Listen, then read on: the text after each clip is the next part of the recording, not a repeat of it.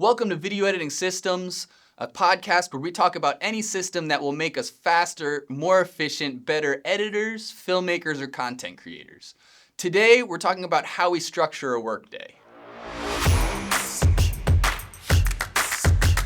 Welcome to another episode of Video Editing Systems. My name is Devon Dennis. I'm a remote video editor living in Argentina, and today we're talking about the structure of your day. The idea of this podcast is just to get some wheels turning so that you can think about how you can optimize your day so that way you can be more efficient, more productive, and just be a better all-around editor, filmmaker, or content creator.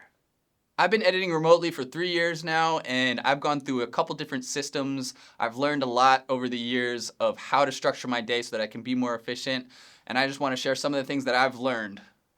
Now, one of the things I already knew before I even came here and thought about working as an editor is that I'm a morning person. At night, my brain shuts down, and I know there's a lot of editors that like to edit all night. For me personally, after 8 or 9 o'clock, my brain kind of shuts down and it's more productive for me. If I need to get things done, I will. I'll down some mate, get a coffee, get a Red Bull. I'll get a project done if I have to, but then I'll be useless the next day. So generally, for me, I prefer, if I have the opportunity, I would rather go to sleep early, get up really early the next morning, and I will be much more productive. My brain will work better and I will get more done. I like to geek out with a lot of different podcasts like the Huberman podcast and things that they'll explain the science behind waking up early and seeing the sunrise. You can go watch those. I'll link those podcasts below. But aside from all the science and the biological reasons that it's good to see the sunrise and it's good to get that sunlight in your eyes, aside from all that, I think waking up and seeing the sunlight just makes your day awesome. The first time I ever really started waking up early, I was living in an apartment with 2 other guys, and I started waking up, I think at 5 or 6 in the morning in the winter in Aspen, so it was really dark out. And I don't remember why I was waking up so early, but it was like a cheat code on life. You wake up, you have to be quiet because everyone else is sleeping, and you have to get shit done. You got nothing else to do other than get things done, and it's you just get this awesome head start on the day before anyone. Now I live by myself, so that's not necessarily the case. I kind of do whatever I want whenever I want. But if I get outside, I live in a small town and it's really quiet and no one else is up when the sun comes up, and just seeing the sun come up for me, it makes my day so much better. And I feel it also if I'm jet lagged or something. If I sleep in, I feel if I wake up at 11 o'clock and the sun is halfway up, it just makes the morning miserable. You walk out and it's bright in your face. It's brutal. There's also a lot of science behind getting a workout in the morning, getting a little active in the morning. I like to do something in the morning to get a little active. I go through different morning routines, but sometimes it's also just great to get up and get work. If I'm really stoked about working, which recently that's been the way I've been stoked to make this podcast and stoked to do some other projects that I have going. And I don't want to waste time in the morning. Sometimes I want to just get right to it. I still try to get out, at least get like a little walk in. I'll take my dog for a walk, go down to the river. I've got a river a block away. So I like to do a little bit before working. But if I work out in the morning, generally I'm more productive during the day because I'm not as antsy. I'm a pretty hyperactive person, so I'm just calmer and nicer to be around if I've gotten a workout in the morning. That also changes now that it's winter. It's winter here in Argentina, so it'll be cold in the morning, and I will work out. I've got a climbing wall. I rock climb, and I've got a climbing wall in my yard. So in the morning, it's really nice to train in the summer when it's cold out. But now that it's winter, sometimes it'll be too cold in the morning, and I will take a long break in between my workday in the middle of the day to go train outside. But getting in some kind of workout in the morning is scientifically good for you, and for me, it just makes me feel good and makes me more productive the rest of the day. One of the things that I did right at the beginning that I thought was great, and I still do to this day, is keeping track of my hours. For me personally, I'll give you try to keep a quick summary of my background story. I I had a guiding agency here in Argentina, a climbing and hiking adventure tourism agency. We did guided tours, and I was 26 at the time that it failed. And I moved back to the States, and I was really bummed because I was young and I felt like a failure.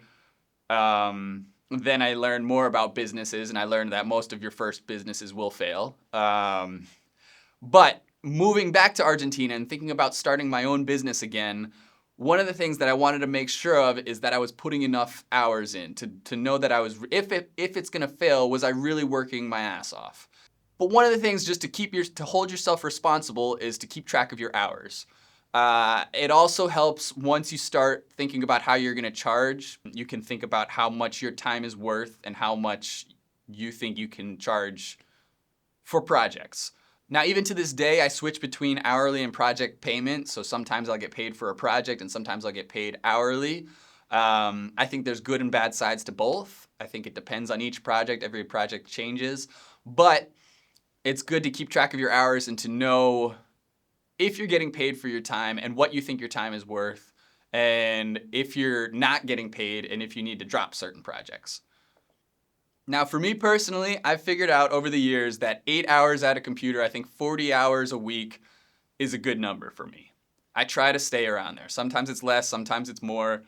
When I first started out, another quick tangent background story, I came here 2 years after the pandemic, 2 years after COVID, and so during those 2 years, I didn't get sick at all.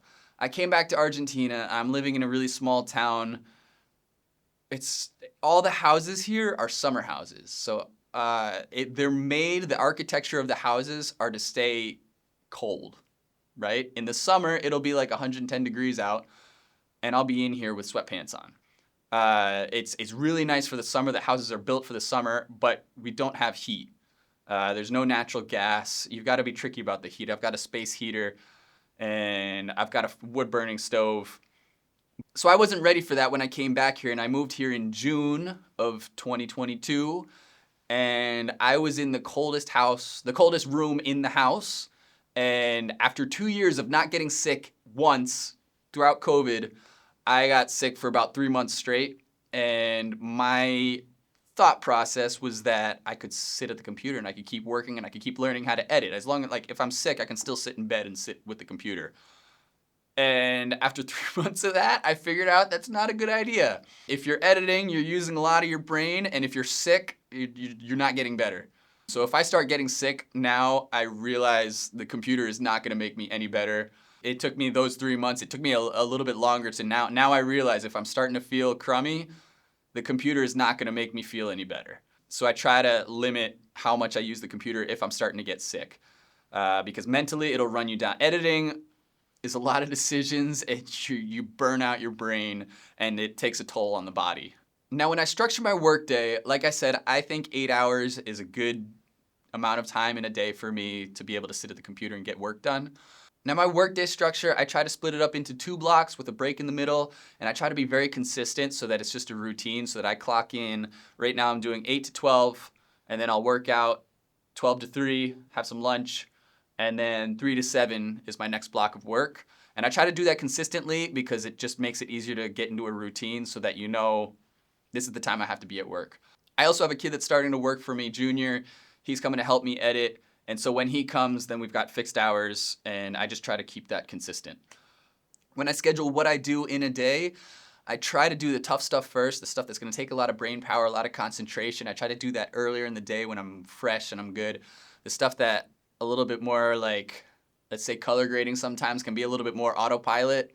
I can try to schedule that in the afternoon. It depends when jobs come in, what I have to do.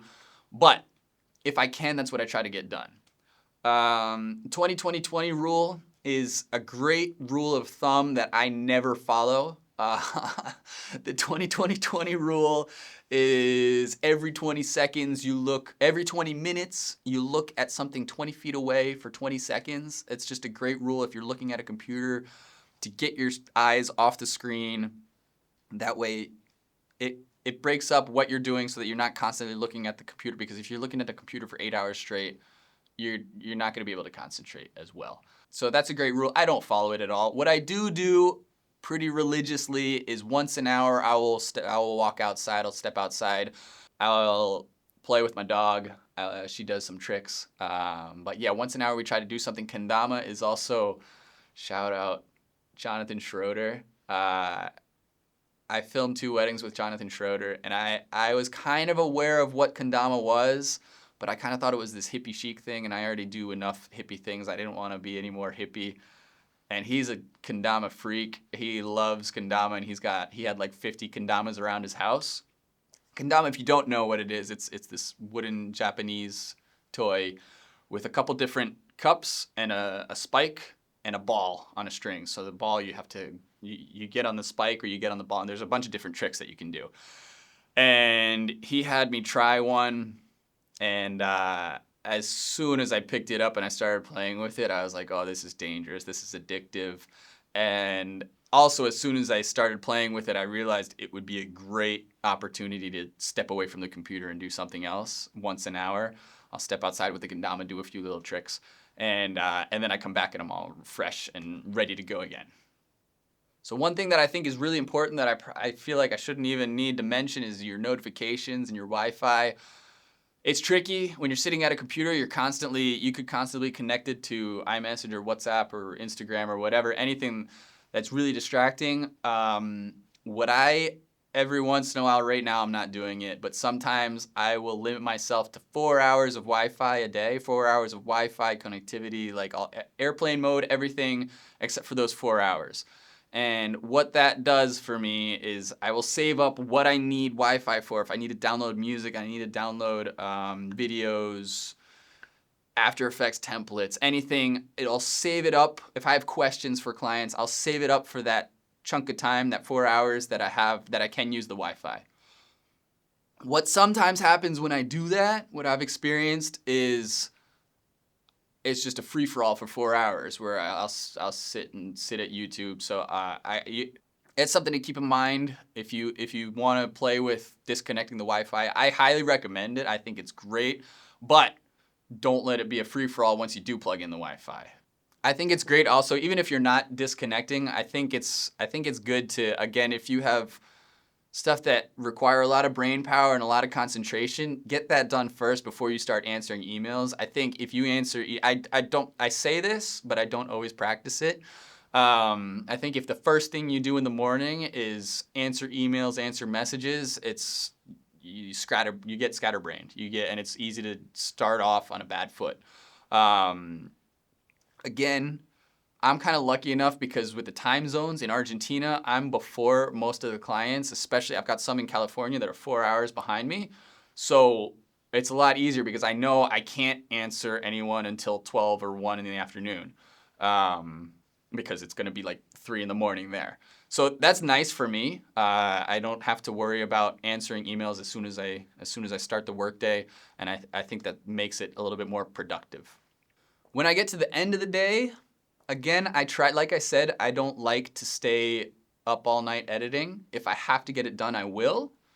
But I think it's really nice to leave work in the morning, to not say that I need to get this done by the end of the day. If you get towards the end of the day, it's nice if you've got a little bit left to leave that for the morning, because in the morning when you walk in, you know exactly what you need to get done and you're starting off on a great foot.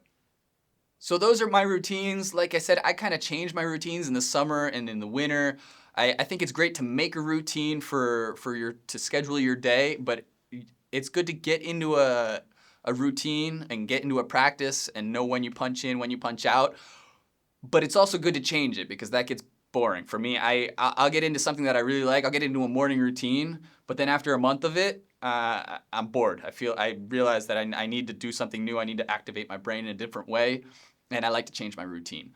So that's all I've got for this episode. I hope that helps get some wheels turning. Those are the things that work for me to make me more productive. I hope that gets some wheels turning so that way you can think about how you can structure your day and how you can get more efficient and more effective as an editor, a filmmaker, or a content creator. I hope you enjoyed it, and I will see you on the next one.